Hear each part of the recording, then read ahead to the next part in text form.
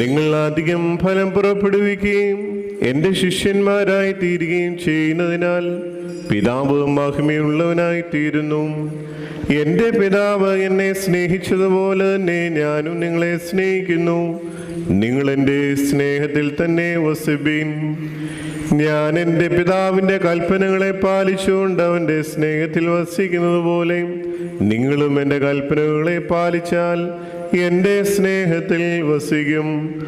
എൻ്റെ സന്തോഷം നിങ്ങളിലിരിപ്പാനും നിങ്ങളുടെ സന്തോഷം പൂർണ്ണമാകുവാനുമായി ഞാനിവ നിങ്ങളോട് പറഞ്ഞിരിക്കുന്നു.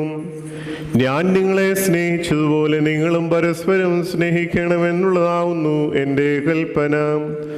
ഒരുവൻ തൻ്റെ സ്നേഹിതന്മാർക്ക് വേണ്ടി ജീവനെ കൊടുക്കുന്നതിനാൽ വലുതായുള്ള സ്നേഹമില്ല. ഞാൻ നിങ്ങളോട് കൽപ്പിക്കുന്നതെല്ലാം പാലിച്ചാൽ നിങ്ങൾ എൻ്റെ സ്നേഹിതന്മാരായിരിക്കും.